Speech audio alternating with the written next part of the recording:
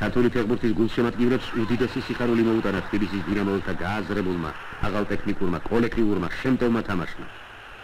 თბილისის დინამო დაბეჯითებით გამარჯვების რწმენით ახსავს მიიკვლევდა გზას ევროპის თასების მფლობელთა თასის გათამაშების ფინალისაკენ.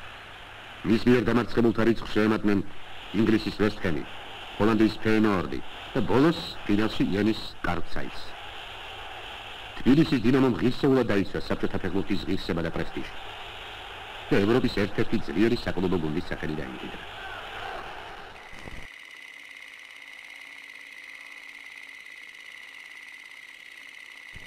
საქართველოსთვის ეგეთი მატჩი არ ყოფილა, ხო და მე მაქნას რო იყოს, მაგრამ ძნელი მოსალოდნელი ამ ახლო იმეებში, რა ქვია.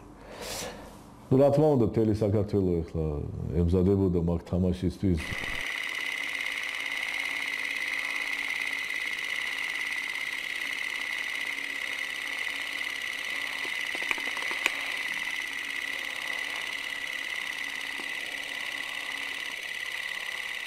ჩვეულებრივი მზადება იყო, უკვე მაგისი დიდი გამოცდილება ჰქონდათ, როგორც ცელებს ისე ჩვენ და უბრალოდ ის იყო, რომ ბაზაზე მოვიდა ცეკას პირველი დივიზიონის ბატონი ედვარდ შევარდნაძე, შინაგან საქმეთა მინისტრი გურამ გვეტაძე და მინისტრის მოადგილე იყო ბატონი შოთა გორგოზე და იქ ახლა ბაზაზე რა თქმა უნდა ახლა სურვილები იყო დაგვარიგეს კიდეც რომ ყველას კეთილი სურვილები და აუცილებლად თასი უნდა მოვიპოვოთ და მე ახლა ბატონ ედვარდს იუმორი ყველასაც ცნობილია ბატონ ედვარდის და ესეთი რაღაც გითხრა რომ აიო დელეგაციის ხელმძღვანელი იქნება ბატონი შოთა გორგოზე მინისტრის პირველი მოადგილეა და თუ თასი ვერ მოიგეთო ჯობია ბატონი შოთა არ ჩამოვიდესო ჩათვალისწავე მოხსნილია ბატონი შოთამ მე ხარ თამაშობა მე სამსახურს გამეესალმეო გაუცინა და ეხუმრა და დათო ყიფიანმა მოთხრა თუ მოვიგეთო დავაწინაურებთო ჩაეცინა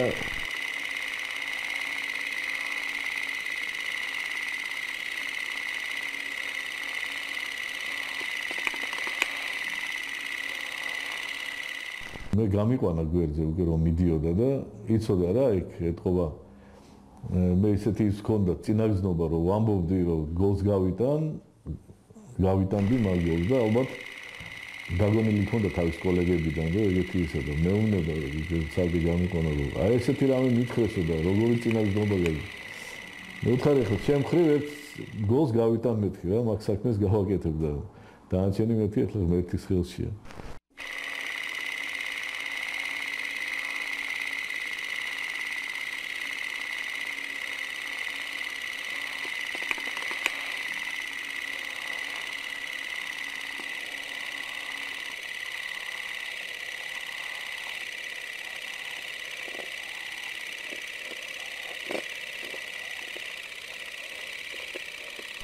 დავამარცხეთ ფეინორდი ორ თამაშში და ყველა საფიქრალი გახდა ის რომ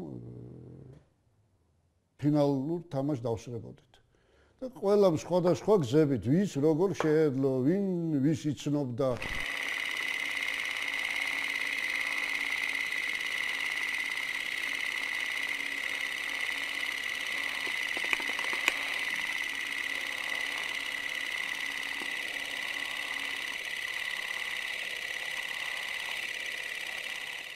როდესაც საზღვარგარეთ გასვლა, ну, ასე ერთობ რთული პრობლემა იყო, აი 60 კაცში მოვხდი იმ ჯგუფში და აღმოჩნდი იმ ქალაქში, დუსელდორფში, სადაც უნდა გამართულიყო ეს ფინალური მატჩი გერმანიის კარლსაიტსთან იანის ქალაქიდან.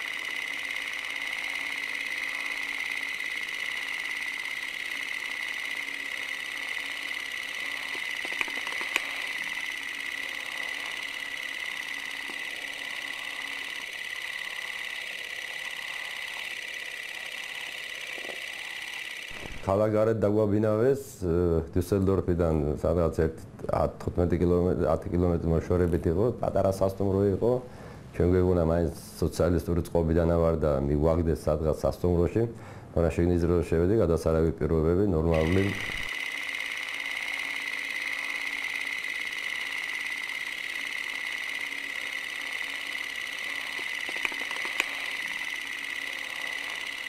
ჩავედით დუსელდორფში ჯგუფი ორად გაიყო, ორი სასტუმრო იყო ახლო, ჩვენ სასტუმრო შუმანში დავბინავდით.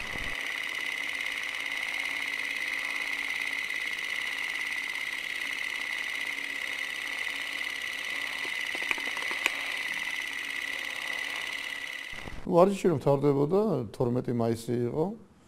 როგორ ვიღაცამ დაარტყა ბურთი და შემთხვევით მოხვდა სახეში. და სისხლის ამსხდა. ახლა ოფლიანი ხარ ვარჯიშის შემდეგ არის და ბატონმა ზაქრომ ახლა თელევ ჩვენი გუნდის ექიმად აფერად დიდი გამოცდილი კაცი იყო, მაგრამ უცბად ისაც დაიბნა და ისეთი იმით მომდიოდა სისხლი რომ წვანე მინდორზე წავმაწვინა. უცბად სისხლი შეეჩერებინა რაღაცა. მე უცბად წავმაყენა, მაგრამ ის მინდორზე ოფლიანი წამოწექი საღამოს რომ მივედით სასტუმროში 40 გრადუსამდე სიცხე მომცა. ახლა იქ დოპინგ კონტროლი იყო, დამწავლებიც მიღება გამორიცხული იყო და 40 გრადუს სიცხეს რომ მოგცემ. ბატონო ზაქრო მამაპაპური წესით სულ თელი საღამო ჩაის მასმენდა და მეორე დღეს თუ წარმოდგენილი ხარ ახლა კაცი 40 გრადუსი იქნება მეორე დღეს რაღაც სასაული რაღაც მობილიზება გაუკეთე რა თავს ვიტყვიან და ძალიან ისე უნდა გამოსულიყავი, რომ ეს იყო ფაქტი, რომ მინდორზე უნდა ყოფილიყავი რა. გამოვედი ეს სიცხენი კი ვიყავ.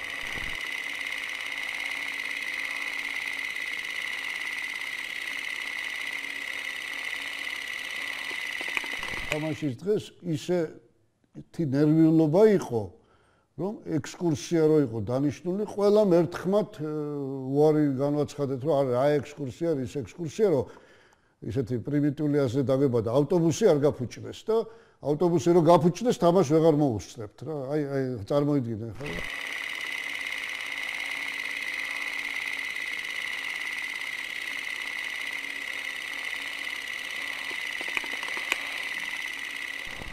თქვენ კარგად გასწორს რომ ფორმა დავკარგე მაშინ და ადიდასმა მოგვიტანა, მაგრამ ადიდას ვერას მოგიტანა, თლიან რაც მქონდა ფორმა, ყველაფერი წავიღე ფინალზე რა, 2-2 წვილი და ნუ აეროპორტში დაიკარგა, ნუ დაკარგეს. ბუცი გეტრი და ტრუსი და მაისური მომიტანეს. ბუცი არ მოუტანია და საშას ჰქონდა წამოღებული 2 წვილი, როგორც მე. და ჩვენ ერთი ზომა ჰქონდა ფეხები და ის ფინალი ვითამაშე საშას ბუცით რა. ნუ რო გამემარჯვეთ, მე ის ბუცი საერთოდ არ განიხდია ჩემპიონატში, საბჭოთა ჩემპიონატში, სანამ სამჯერ დავაკერე, ესეთი ბედნიერი ბუცი იყო. სანამ ბოლომდე არ მოისპო ეს ბუცი, მანამდე არ მე კაი ხანს ჰქონდა სახში შენახული.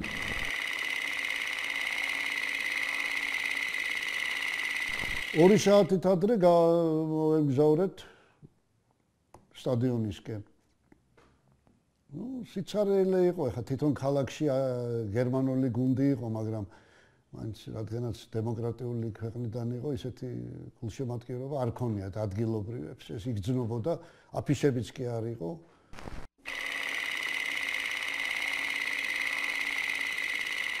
აი, ესე დიდი მანძილი იყო გასასვლელი, დიდი სტადიონი იყო. მივედი და ამ დროს ჩვენი ფეხბურთელები მოვიდნენ ავტობუსით.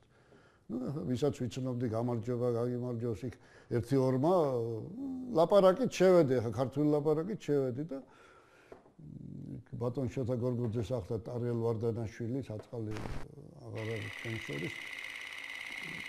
თუმცა თეთრი ფერის საშვი. ამ თეთრი ფერის საშვით მე გავედი, გადავიღე ვარჯიშები, ორივე გუნდის, ესე იგი, ისე ვარ დაწყნარებული ვარ, რომ სტადიონ გამოვედი რა. უკვე ამ ფერის საშვით გადავიღე ყველაფერი და უკვე თამაში უნდა აი დავინახე, რომ ესენი შევიდნენ გასახდელში და უნდა გამოვიდნენ. გასახდელი არ იყო, აი როგორც ჩვენთან არკარო არის დინამოზე, აი ისე გამოდიოდნენ ეს ორი გუნდი და საჯები და ანუ მომადგნენ, რომ დატოვე არენა. წარმოიდგინე ეს თურმე ეს თეთრი ფერის საშვი არ იძლევა საშუალებას, რომ გახვიდე.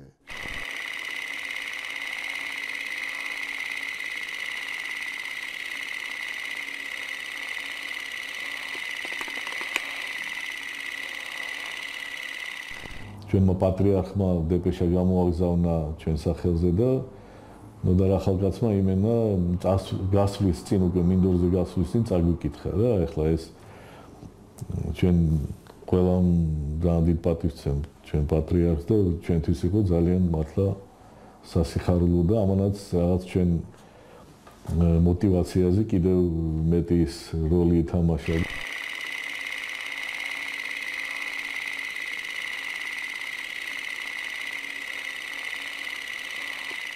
პოლონელი იყო და მკითხა გუჩაევი თუ გუშაევი და მივხვდი რომ პოლონელია, იმიტომ რომ პოლონური აქცენტით იყო, ესე გეტყობა რეპორტაჟი მიყავდა და აინტერესებდა როგორ არის და უთხარი რომ გუჩაევი ჩაიწერა და ნახა რომ ესე დგევარ, გადაულაპარაკა ამ კაცს და თავისი ეს ტევე იყო, ეს მოიხსნა, მომცა დამკიდა. გამაფრთხილეს რომ იქ მე რუსულად რომ გამაფრთხილეს რომ მოედანზე გასული არ გნახოთო რა და ეს თავში მქონდა რომ მოედანზე არ გავიდე რომ ხოიცი რომ გაფრთხილებენ და ხელის ჩამორთმევა ეს ყველაფერი აი ეს არის პირველი წიგნი რომელიც აი დუსელდორფს მიეძღვნა ჩივაძე და კაპიტანი რომ ჩამოართვენ ხელს მე დინამოელები დავაყენე და უკვე წავიდა, გადავიდა, წავედი მე Грапентинс карш უკან დავდექი. Матчу финальному матчу огромен. 46 комментаторских кабин заняты комментаторами почти всех европейских стран и не только европейских. Тут и страны латиноамериканские страны, и даже Эквадор, Сальвадор, Гватемала, Гондурас, Мексика, Панама, Венесуэла, Коста-Рика, Колумбия, Иордания, Австралия, ну, в общем, почти всех континентов комментаторы ведут репортажи сегодняшнего матча. Угловой у ворот тбилисского «Динамо» будут подавать футболисты ГДР. В атаке Карл Цейс. Они получили право на угловой. Будет подавать Луц Линдеман. Подает. Тбилисцы головой выбивают мяч. Мяч снова возвращают в штрафную. Кипьяни пришел помогать, удар воротам. Еще один удар. Вот бурная атака Карл Цейса. საკმაოდ ძლიერი გუნდი იყო, ისეთი გუნდები გააგდო მან ფინალამდე, რომ კიდევ ერთხელ ნახევარფინალში და მესამე ეტაპზე გუნდები რომ ფატღებულობენ მონაწილეობას ფინალში რო გავა გუნდი არა, ამდენი ღბალი არ ამგონია რომ გუნდს ხონდეს, მაგრამ ძლიერი გუნდი რო იყო, იმიტომ გავიდა ფინალში. მას რომასთან ჰქონდა თამაში და 3-0 ჰქონდა წაგებული რომში და სახში მოუგო 4-0. ახლა თქვენ თვითონ მიხვდით ახლა რადონის გუნდი იყო და ესეთი დიდი гунди თქვა ვალენსიას გააგდო და бенфикаც გააგდო პატარა ამბავი არ არის. Прямо на Кипьяни. Краузе у него из-под ног отбивает мяч, затем тбилисцы продолжают атаку. Играл Сванадзе, великолепно сыграл Гуцаев, обманное движение, входит в штрафную, ну, можно еще дальше, удар воротом. Кипьяни, ну, можно бить воротом. И Грапентин в прыжке со второй попытки накрывает мяч. გუნდი უკვე შესწავლილი გქონდა, ახლა უკვე სახელშემოსული იყო ეს ვიდეოც და თამაში ვიცოდით ახლა ვინ იყო. თითქმის 70% გერმანიის ГДР-ის ნაკრების წევრები იყვნენ. ძალიან დიდი გამოცდილი ფეხბურთელები ყავდათ. ამიტომ ხელწამოსაკრები Правда, судья на линии показал, что аут должны вбрасывать футболисты Карл Цейса, но латанцы фиксируют нарушение правил в борьбе с Гуцаевым.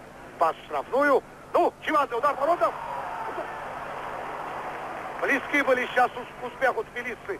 Это Чивадзе великолепным ударом головой послал мяч низом ворота Грапентина и вратарь сборной ГДР. И Карл Цейса продемонстрировал все свое искусство. Вот низом посланный мяч сумел таки парировать. Ჩვენ როგორც საბჭოთა მოქალაქე ასე ვითვლებოდით გერმანელებისთვის და ეს ქართველები რო ვიყავთ ეს მაშინ გერმანელებმა ნავთობად დაეწოდნენ, რა თქმა უნდა, აგრესულები იყვნენ. რუსების მიმართ ყოველთვის აგრესულები იყვნენ, სადაც ჩავდიოდით, ეს იქნებოდა ესპანეთში, ეს იქნებოდა გერმანიაში, ეს იქნებოდა იტალიაში თუ ინგლისში. Русების წინააღმდეგ ყოველთვის აგრესულები იყვნენ რა. Первая половина 0-0. Она прошла с некоторым игровым преимуществом динамовцев Тбилиси. Дважды они были близки к успеху, но блестяще сыграл вратарь Ганс-Ульрих Карапентин. Итак, вторая половина. Рикардо Латанци, арбитр матча. Вторая половина началась. В составах изменений нет. Карл Сейсиена, вратарь Карапентин, второй Брауэр, третий Гопе, четвертый Шиллинг, пятый Кургюраев, капитан команды. Вот атака Карл Сейса. И это самая реальная возможность у ворот динамовцев Тбилиси. И Юрген Раб упускает на первой же минуте возможность в красивом падении. В прыжке головой послал Юрген Раб, 10-й номер, он на ваших экранах мяч в ворота Габелия. Мяч ударился об землю и ушел выше ворот. საშინელი განცდა მქონდა, როდესაც ჰოპემ გაგვიტანა გოლი 63 წუთზე. იმიტომ რომ აქ დგევარ გრაპენტინის კავშირგან უცდი როდის შეაგდებენ და ამ დროს იმან გაიტანა იქ. თან მეორე ნახევარია. ვიფიქრე. ამ სიშორეს წამოსული, წაგებული როგორი საქმეა ჩვენ არა ვარ დაჩეული რა. გაათანაბრო მოიგო. არ ვიყავით ეს დაჩეულები. Гуцаев. Мяч выбит за боковую. Шиллинг в падении выбил. Мяч Гуцаев. Тбилиси будут бросать аут. Сыграли на Шенгелье. Мяч Брауэром выбит из штрафной. Затем Гобе. И пас вперед. Хорошая атака наметилась на ворота динамовцев Тбилиси. Рабе успеет.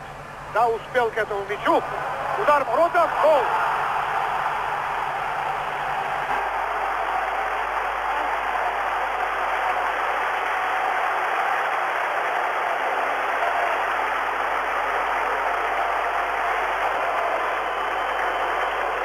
Тут не обошлось без ошибки. Вот промахнулись защитники. И Герхард Гобе на 27-й минуте открыл счет. 1-0. Впереди футболисты из ГДР. მოხდა ისე რომ პირველი გოლი გაუშვით. რადგან შორის ყველაზე დიდი უკვე საქმე იყო ის რომ ჩვენ პანიკაში არ ჩავარდით რა. ხლა აღარ იყო ის რომ აი ადრე ტრადიციად იყო ხო საქართველოს ფეხბურთში და თბილისის დინამოში თუ გოლი გაუშვით კრიტიკულ მომენტში ის თამაში წაგებულია. ნუ ეგეთი ის მოდიოდა რა. ტენდენცია და ეგეთი ის, მაგრამ ნუ სამწუხარო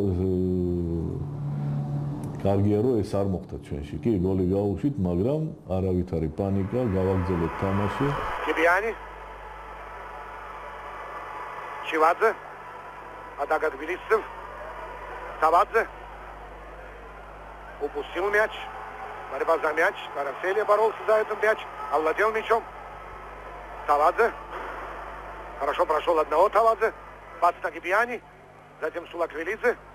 Простите, Цванадзе. Тавадзе. Нарушают правила в борьбе с Тавадзе. Это Гопе, автор забитого мяча. Ну, გახსოვთ ახლა როგორ გოლი შეგვიგდეს. მაგრამ ჩვენ თავში ისე ვიყავით დარწმუნებული, რომ არავითარი აღელვება არ დაგწყობია. უკვე ძალიან დიდი გამოცდილება ქონდა საერთაშორისო თამაშებში. ადრე იყო სცენი რა გოლს შეიგდებდნენ, აი ვეღარ. მაგრამ აქ უკვე ყველანი ტაქტიკურად, თეორიულად, ფიზიკურად ყველანაირად მზად ვიყავით, რომ ის თამაში მოგვიგო. Караселия. Чивадзе.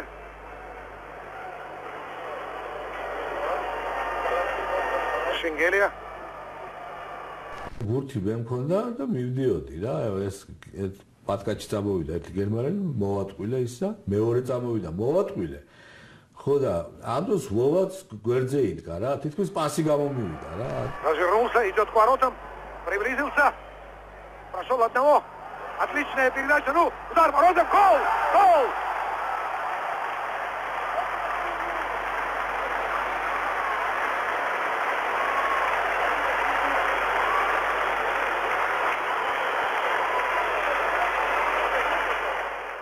სხვადასხვა რამაზა შენგელია კი იმას შვება ეხლა რომ ბურთი შაყირობს რა ვითომ რომ ბურთი გამექცა და ის არავითარი გაექცა ძალიან ისა ხედავდა რომ ეგ რო გაიგდო ხო მარცხნივ ბურთი უკვე შანსი არ ქონდა გაგზელების მომენტის ან რაღაცის გაკეთებას ინდივიდუალურად და ამიტომ შეხედა რომ კაი პოზიციაში მე იქიდან მოვგოდი სიღრმიდან და ну кай паси, кай მე ბურთის გასწორება და მთავარი იყო რომ უნდა ძლიერად დაგეთყა. ეხლა იქ რომ დამეწყო მე ტექნიკური ძილეთების აჭრები და რაღაცა არ გამოდიოდა რა.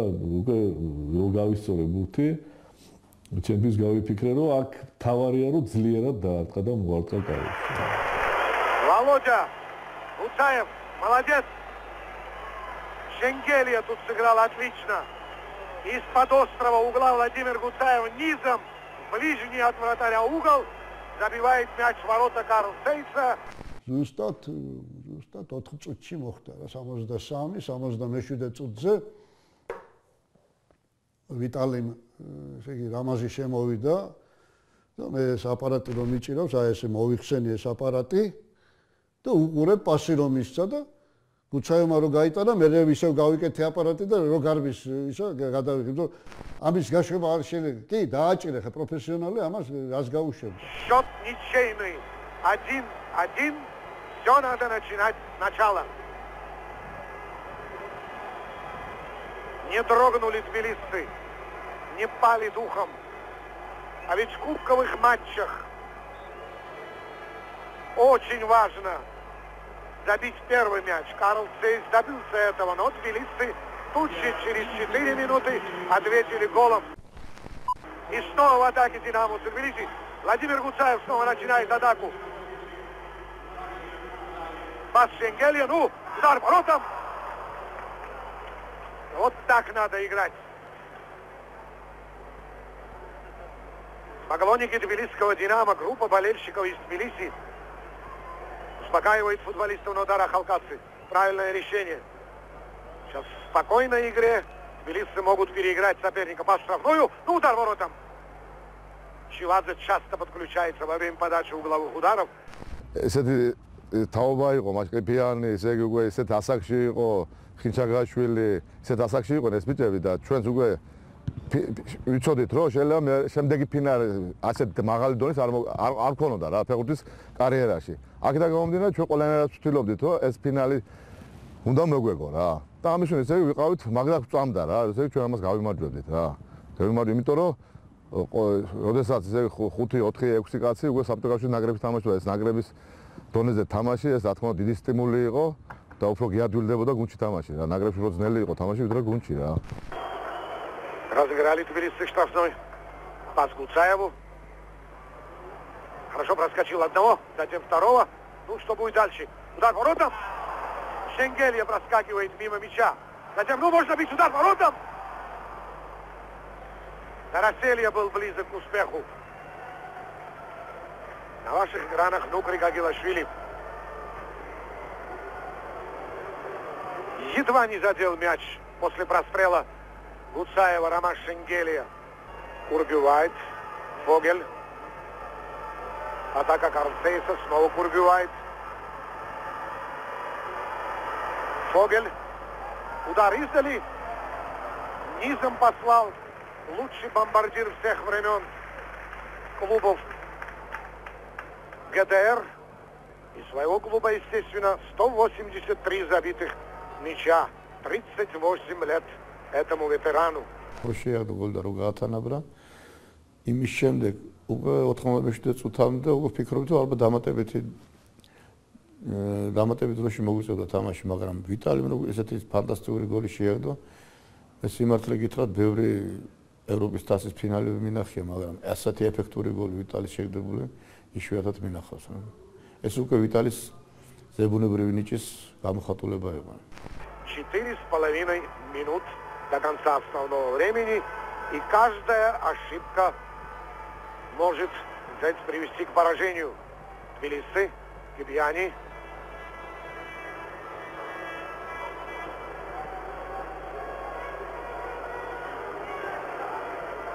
Тараселья.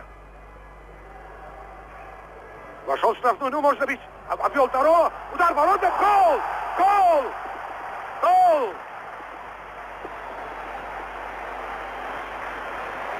Гол! Виталий Тараселья за 3,5 минут до конца встречи забивает мяч в ворота Карл Сейса. თუ ვიტალი დარაცელი ესეთ ულამაზეს გოლს გაიტანდა, ну ახლა მაგის ფიქრად მაგი არ მოგსულია, მაგრამ ის დამატებით დროსაც აგვაცილა და ჩვენს ქვეყანას ეს სამოყვარი თასი უღოვებინა. 2-1. Вот великолепно двух обвел и низом правый нижний от вратаря угол. Виталий Тараселья выводит вперед динамовцев Тбилиси. Они близки к успеху динамовцы Тбилиси. Тут и надо выстоять. И победа. Но эти 3 минуты надо сыграть максимально внимательно. Виталий, ну ისეთი რამეები გააკეთა, რომ ეგ რაღაც ზევიდან რო არ კონდეს, თქვა, კოდი მოცემული შეიძლება ვერც გააკეთო. ხო გახსოვს არა ორი ფეხბურთის სცენით რო თქვა, ორი პაცივიათი ესეთი ფეხბურთელების მოტეხვა და პირისპირ გასვლა ძალიან იშვიათია, ხო? ეს მოხდა და ნუ მეორე გოლი რო გავიტანეთ, იქ უკვე ясნი იყო, რომ ამას არ გაუშვებდეთ. Заспешили футболисты из ГДР. Это, естественно, последние усилия команда должна приложить, чтобы уйти от поражения от Тбилиси, сыграть максимально внимательно в обороне. Сейчас мяч послан вперед. Там Шенгелия один. Он идет вперед. Брауэр перед ним. Хорошо проходит Бауэра. Входит в штрафную площадку. Ну, вот передача его была неточной. Видимо, лучшим решением было бить самому. Кибиани овладел мячом. ესე ის 3-4 წუთი იყო, აი გეგონებოდა, აი ერთი საათი მიდის თამაშიო რა. სულზე ვიყავით, როდის დამთავრდებოდა რა. მაინც გეშინოდა, იმიტომ რომ საჯები ამატებდნენ, რომ რამოდენიმე იყო პაუზა იქა და საჯები ამატებენ, ყოველ 2-3 წუთს ამატებენ, მაგრამ ჩვენ და საბედნიეროდ იმ თამაში არ დაამატავს საჯმა და ზუსტად იმ დროს დაამთავრა, როგორც უნდა დაემთავრებია. Как никогда близки к успеху и к цели динамовцы Тбилиси. 1925 года шла к этому. Вот Давид Кибиани прекрасно обыгрывает соперника. Второго, еще раз Краузе. Блистательная техника Давида Кибиани и аплодисменты на стадионе. Давид заслужил эти аплодисменты. Еще одна замена в составе Карл Сейса. Кибиани и Чивазе рядом у мяча. Сейчас и Тбилиси должны, по-моему, сделать замену Чивазе. Удар воротом. Мимо ворот. 1,5 минуты до победы. 1,5 минуты до того, чтобы овладеть одним из почетнейших трофеев европейского футбола, кубком обладателей кубков европейских стран. Хизанишвили посылает мяч за боковую линию. Тюпфер, снова Тюпфер, аут. Тбилисцы будут бросать мяч из-за боковой.